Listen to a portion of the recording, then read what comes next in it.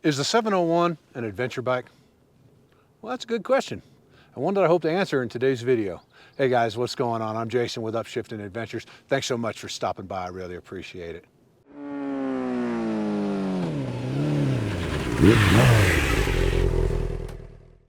Now, the 701 has rightfully so earned the reputation of being a superior dual sport bike. But does it have a seat at the table with the middleweight adventure bikes like the 890 Adventure or the BMW GS 850? I think it might.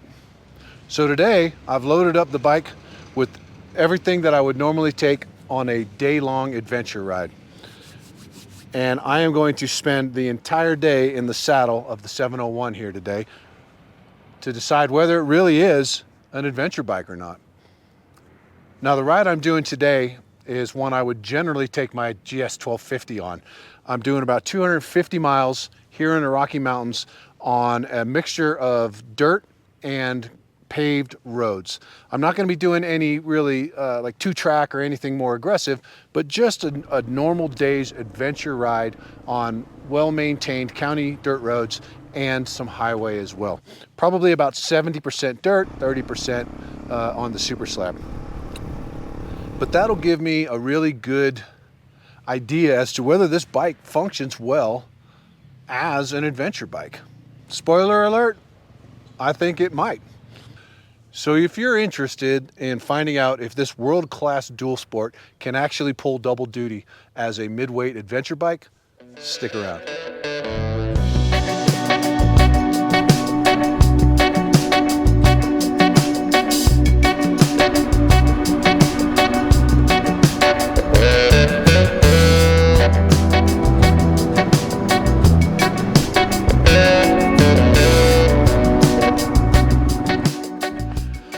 So before we take off on today's ride, let me go over a few things about how I have my bike set up and what I'm taking for the day. Now, this is the kind of stuff I would normally take on a day-long adventure ride on my big bike. I've got a full set of tools, of course, in here in my Reckless 40 from Moscow Moto. I've got a couple MSR bottles full of gas. I have wet weather gear. I have a packet of freeze-dried food just in case I get stuck out here. I have a jet boil and some water, obviously. I also have a puffy jacket. I even brought along my French press and some of my favorite bivouac coffee, just in case I find a spot out here I want to stop and, take in the views and have a cup of coffee. Along with a med kit, some extra water, and all the other stuff that you want to have when you're in the backcountry. So I really do have it loaded down with everything I would take for a full day's adventure ride. Some of the mods that I have on my bike that I think are really gonna make it a little bit easier of a trip is, number one, I have a Seat Concepts tall and wide seat. I'm 6'4", I weigh about 240 pounds generally speaking, so that's quite a lot of weight on this large dual sport, we'll say. But this seat does really help make the ride a lot more comfortable, especially after we're talking 6, 7, 8, 9, 10 hours in the saddle, right? I'm running some kind of dirt bikey hand grips, so that might be a little bit of a drawback when it comes to 300-mile day, but that's all right. I've got my Garmin Montana 700i for navigating, and that's really about it as far as how I've modified the bike more for adventure riding. As far as comfort and with regard to the hand grips, maybe a little less than comfortable. That's about what I'm running on the bike. Okay, well, let's get out on the road and see whether or not the Husqvarna 701 can hold its own as an adventure bike.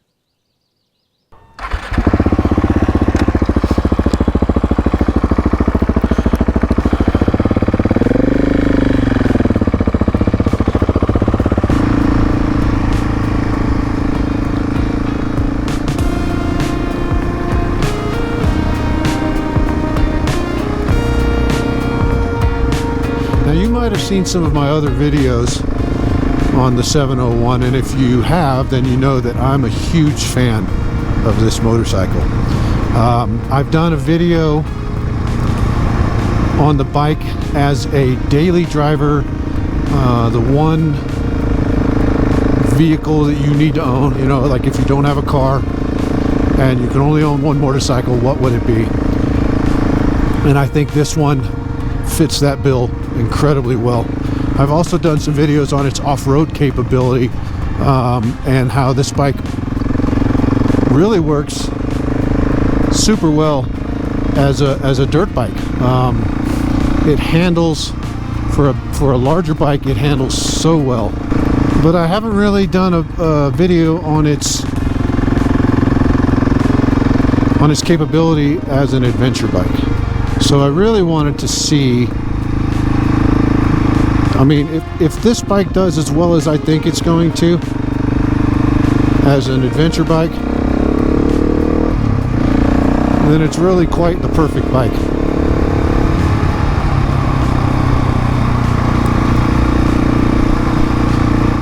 So I've got about 30 miles on this dirt road now. I've got almost 60 miles total for the day, and you know, pretty comfortable so far. You know, I'm honestly really pretty comfortable. It's not been difficult at all so far. Now, one thing I've identified so far, specifically with the 701, with regard to its performance as an adventure bike, is that with this road, and you can see how up and down and twisty, there's no straight parts, there's very few flat parts, it's up, down, around corners. The 701, like as everybody pretty much knows, it doesn't like the low RPM range. It lugs really bad at low RPMs because, you know, it's just one big piston, and you can only do so much with timing curve, right? So at that low RPM range, you find that you're basically shifting a lot. Now with my GS 1250, I don't have to shift hardly at all because it's such a torquey motor, right? And you have to shift a lot to keep it in that sweet spot, or else you feel like your teeth are going to rattle out of your mouth. But nonetheless, it has taken me to this beautiful place so far. And you know, what's the best adventure bike? Well, it's the adventure bike that you own, right? So, all right, I'm gonna keep going. I got about another 10 miles, I think, maybe a little bit more till I get into the town of Woodland Park. I'll probably top off with some fuel there, maybe grab a little bite to eat, have a drink, and then we got some highway riding to do for a bit.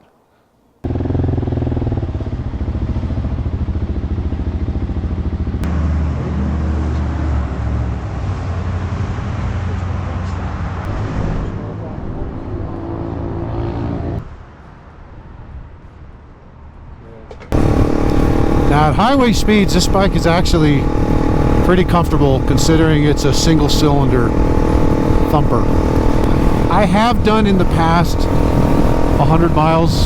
Well, actually, back in January or February, a friend and I went out to the Nevada area to do some off-road riding, and it happened to be a monsoon season.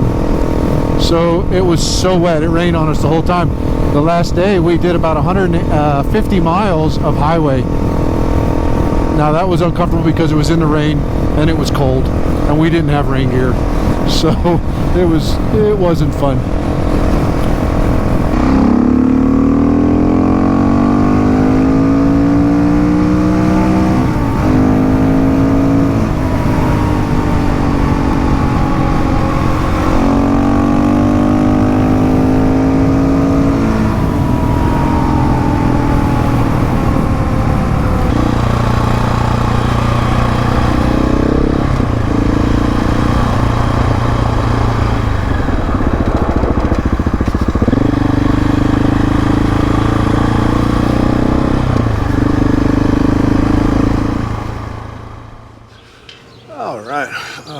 I am a little bit less than halfway done with the trip. I've done about 125, 130 miles so far, and a really good mixture of dirt and highway.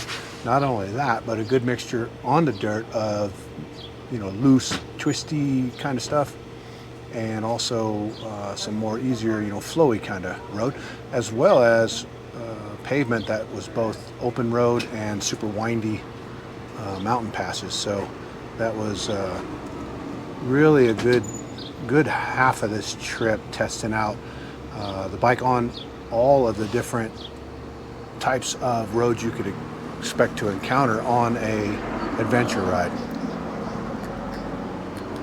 So far, I'm feeling really good. I'm not beat up, I'm not tired, I'm ready to go. I'm ready to continue on, just a little bit hungry, so I stopped for some chow. But I gotta say, I've been real happy with the Husky 701. Anyways, yeah, so gonna eat a little bit and then get back on the road. This is pretty much the halfway point or the turnaround point, but I'm not quite halfway done with the mileage yet. So I'm gonna scarf down some food and I will get back with you in a little bit.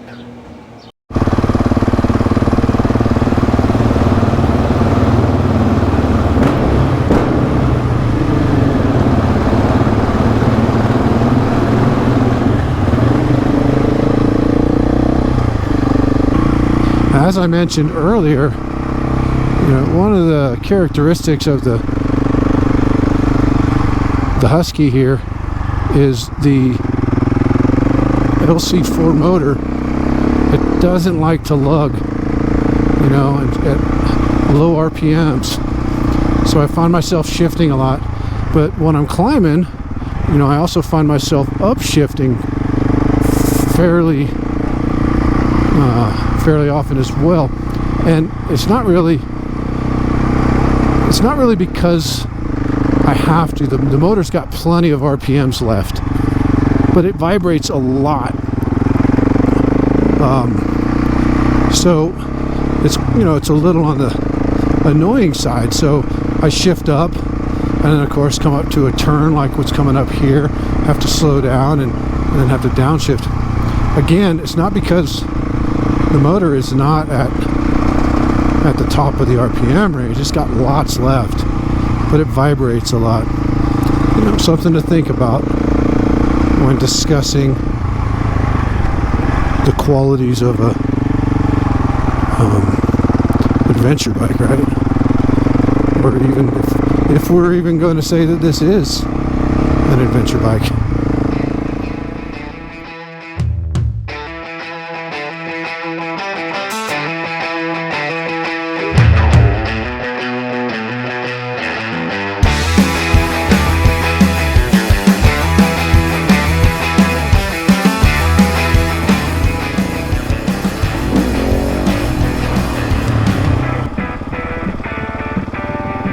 Okay, it was a day. Looks like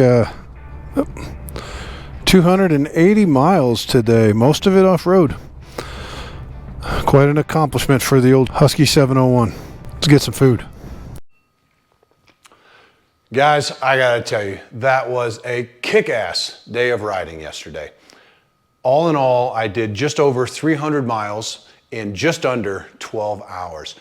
I covered every sort of riding terrain you could imagine being in a all day long adventure ride. I had freeway, I had mountain highway, I had mountain twisty paved roads, I had mountain twisty dirt roads, I had long stretches of straight dirt roads. Pretty much everything you could want out of an adventure ride, all on the Husky 701. I took about a 30-minute lunch round about halfway through the ride. Other than that, the only stops I made were for fuel and take some pictures here and there. So it was an all day in the saddle riding event for me. So does the 701 deserve to be talked about in the same sentences as the other middleweight adventure bikes like the KTM 890 Adventure or the BMW 850 GS or the Norden 901? Well, in order to accurately assess that, right, I came up with a few criteria that I wanted to look at and compare between this bike and those other bikes. And I think these are criteria that really are essential in all adventure bikes to look at, right? And here are the criteria that I am looking at. Number one, is the bike capable of getting you where you want to go? Two, is it comfortable enough to spend the entire day out on the road? Three, does it have the range? Does it have the legs to get you where you want to go so you're not stopping every hour or two to put more fuel in the bike? Four, does it have the load carrying capacity of a middleweight adventure bike? Number five, is it fixable? Should you break down on the trail, how difficult is it going to be to get that bike up and running again? And number six, the maintenance intervals. The reason I'm putting that in there is because if we're doing adventure riding as opposed to just some daily trail riding or doing our dual sport thing, if we're putting serious miles on the bike like we do with our other adventure bikes, how often is this thing going to have to go in the shop and get maintained? Because that will obviously lend to the cost of ownership as well, right? Now, I gave all of these criteria 10 points each, and I will give a score to the bike out of 10 for each of those 6 categories. And at the end, we'll see just how high the numbers were out of a possible 60 points. And then we can discuss whether this truly is an adventure bike or if it's just a dual sport. Okay, first, capable. As far as capability goes, this bike is capable of doing everything that's required of an adventure bike. Now, out on long stretches of 75-mile-per-hour highway, if you're doing 100 miles, 150 miles of highway, it ain't gonna be comfortable. But is it capable? It is absolutely capable of cruising at 75 miles per hour for as long as you want it to go. Yeah, it's a thumper. It's gonna vibrate a lot. It's not gonna be, it doesn't have a whole lot of wind protection. It's not gonna be all that comfortable. But capability-wise, it's very capable of long stretches of highway. Now, twisty roads in the backcountry, paved roads, eats it up, man. This thing loves windy, twisty roads. It leans over left and right, flicks around so effortlessly. I just love riding this bike in twisty roads. Dirt roads. Enough said, right? This thing handles dirt roads like nobody's business. So I gave this bike 10 out of 10 for capability as far as getting you where you want to go on an adventure ride. Okay, the second one, is it comfortable? You know, I'm 6'4", I'm about 240 pounds. And like I said earlier, I do have the Seat Concepts wide and tall seat on here. It's a very comfortable seat. With the factory seat, I would definitely give it lower marks as far as comfort goes. But with that seat on there, again, I spent almost 12 hours of continuous riding yesterday. I got home and I was really not that tired. I was super comfortable. I never got hot spots. My ass wasn't killing me. My knees weren't hurting. Everything on the bike was very comfortable, except at highway speeds. Once again, 75 miles an hour. It's hard. Well, another thing with the comfort is I have more motocross style grips on my handlebars, okay? If I had some more highway oriented grips, that would have probably improved the marks quite a bit as well.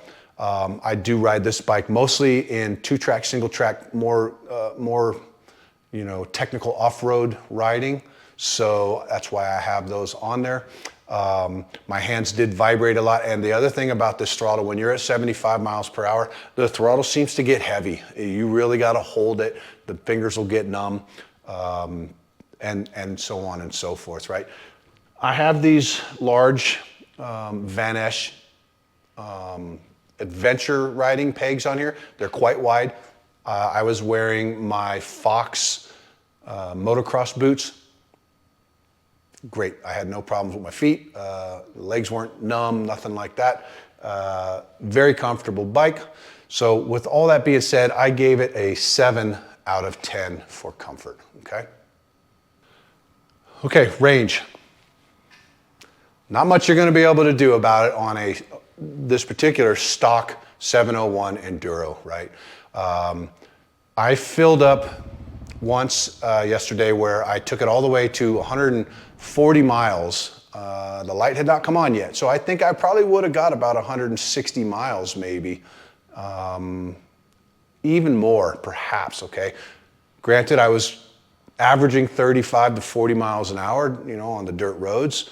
And the pavement I was on was not very long stretches. So I wasn't doing 75 for very long. And when I was on pavement, I was in windy roads. So, you know, all of your other bikes, your adventure bikes, they're probably running in the 250 range.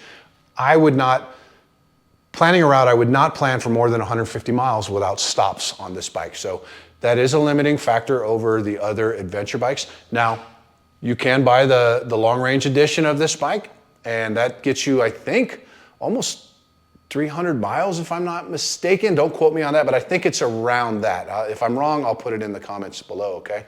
But you can also, like I have a Rottweiler intake on this, so I got rid of my airbox. I chose to put a bag in there to keep, you know, my extra set of gloves and registration and stuff like that. But you can also get a 1 gallon additional fuel cell that goes in here. That gives you another 60 mile. Anyways, there's options, but we're talking about a stock 701 that you're gonna buy and use as an adventure bike. So for the range, I gave it a 4 out of 10, okay? It's probably, if you're talking about adventure bikes, this is probably the lowest amount of range you're gonna get, you know, across the board on those adventure bikes. Okay, so the fourth criteria, load capability. How much stuff can you put on this bike? Well, again, I knew that I was going out on a long, all-day ride, and I wanted to make sure that I brought with me everything I was going to need, not only for the ride, but in event of something going wrong, right? So I have on here the Moscow Moto Reckless 40. A friend of mine that I ride with quite normally, he's got a 701 where he carries the Reckless 80. So that's even more capability. There's a lot of adventure riders out there that go out for 2 weeks at a time with a Reckless 80, okay? And this holds it just fine. And so in here I've got my tools. I've got water, I've got a couple of spare bags of food in case the worst should happen and I'm stuck out there overnight or something like that. I've got a tarp, I've got a rain jacket, I've got rain gear as well. I've got a Jetboil stove, and I also even brought a bag of coffee and a field French press in case I wanted to stop and have some coffee somewhere. Along with a few other knickknacks. I've got a pretty extensive first aid kit in there, and I also have 2 MSR fuel bottles in the back pocket of each of these holsters. All right, easy money. If you knew you were gonna be hoteling it on your ride, too easy. If you're gonna bring a tent, I have lots of extra room left here. I could easily have brought a tent, a sleeping bag, and a pad on this trip with me. So for load capacity, I'm giving this a 7 out of 10. And I think I'm not being very generous there. I think it could probably be bumped up to an 8 or a 9. I don't have my tank bag on here, which gives you a little bit more. So 7 out of 10 for load carrying capability on this thing. All right, the next category, number 5, is it fixable should something break on the trail? Well, this thing is basically just a great big dirt bike, right? So if you've got your toolkit with you, just about anything that could go wrong with this bike can be fixed on the trail. It's a chain drive, not a shaft. It's a single cylinder, so if something's going wrong, you can pretty much narrow it down to which cylinder it is, right?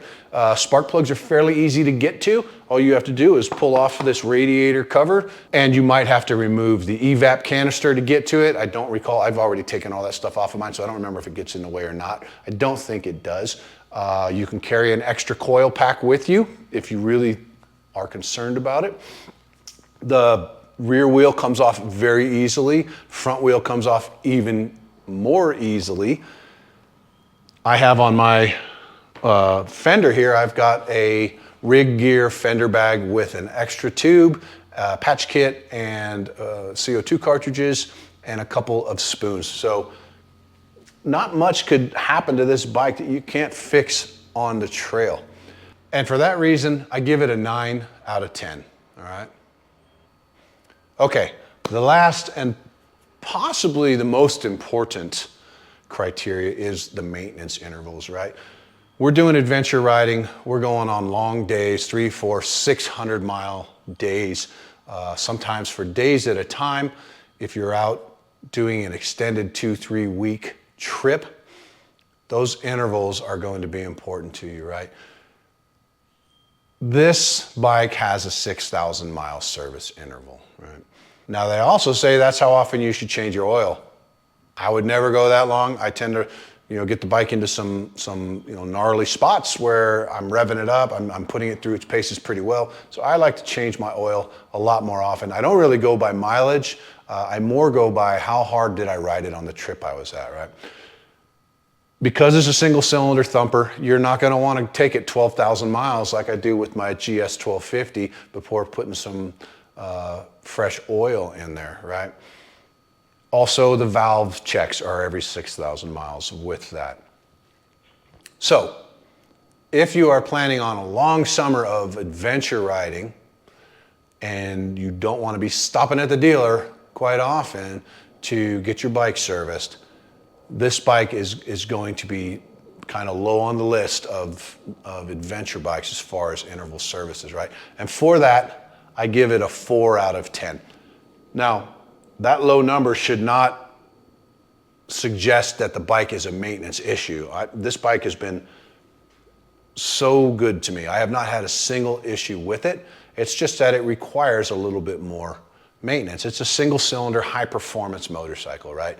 So you can't expect it to go as long as some of these big bore cruising bikes. One last thing I want to talk about is the weight of this bike. So we're comparing this, and I'm thinking that this has a place in the mid-weight adventure bike world, okay?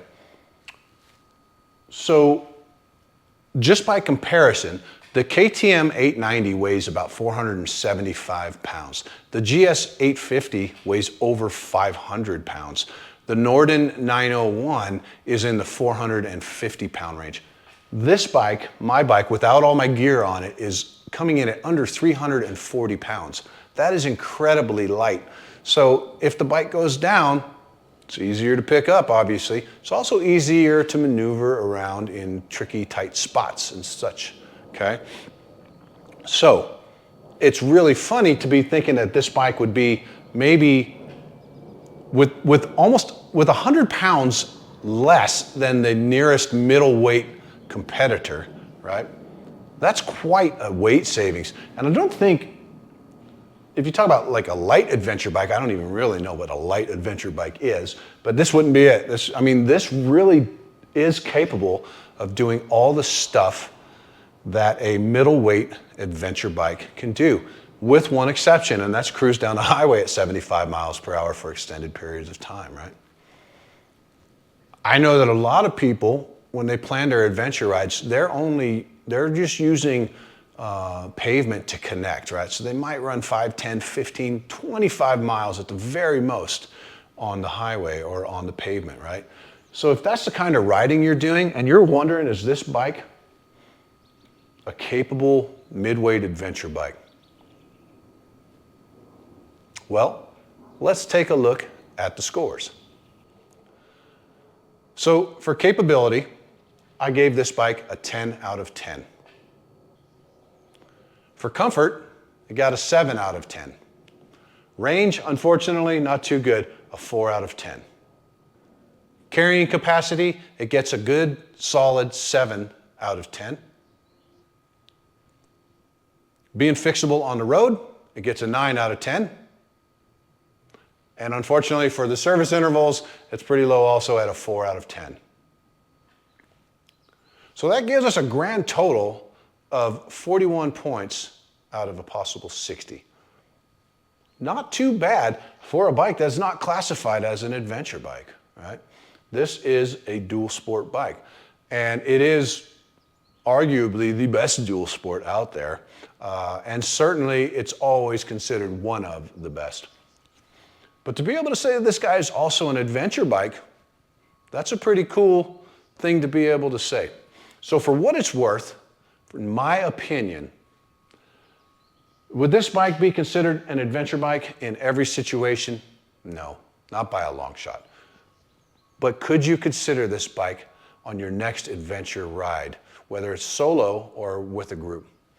Absolutely, I think you could. I think this bike is awesome, and I on my trip yesterday during my adventure ride, I did not come across anything that would keep me from taking this bike on an adventure trip with my friends or by myself. And bear in mind, I'm also 6'4" with a long inseam, and I'm, a little bit on the heavy side as well.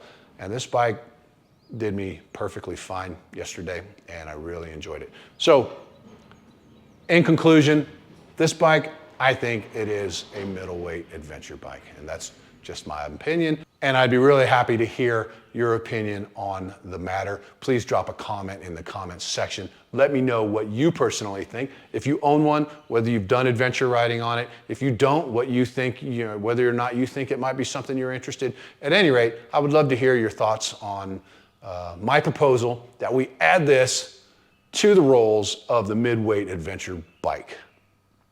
All right, well, hey, thanks for watching the video. I really, truly do appreciate it.